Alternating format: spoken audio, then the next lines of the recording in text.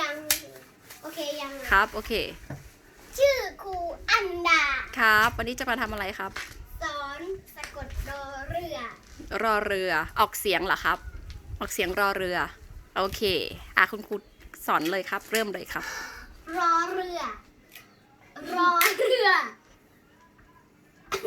พูดไปเลยก็ไม่ได้อะพูดไปเลย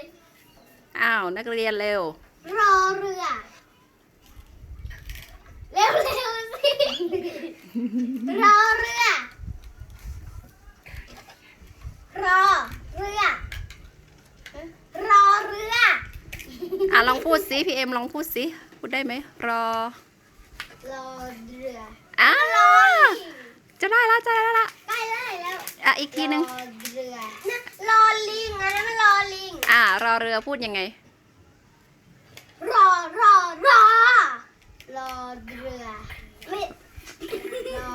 เรือแล้วมันรอลิงไถอะรอเรือไถลิ้นอะรอเรืออีกทีสิเนี่ยรอเรือใกล้ได้แล้วรอทำลิ้นให้เอ็มดูดิทำยังไงรอ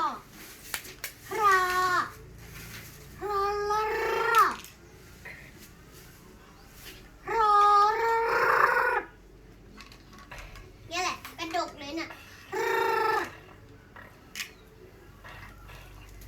ได้ไหมนักเรียนได้ไหมถ้าไม่ได้ก็คนต่อไปมาโอเคไว้ไปฝึกที่บ้านนะครับ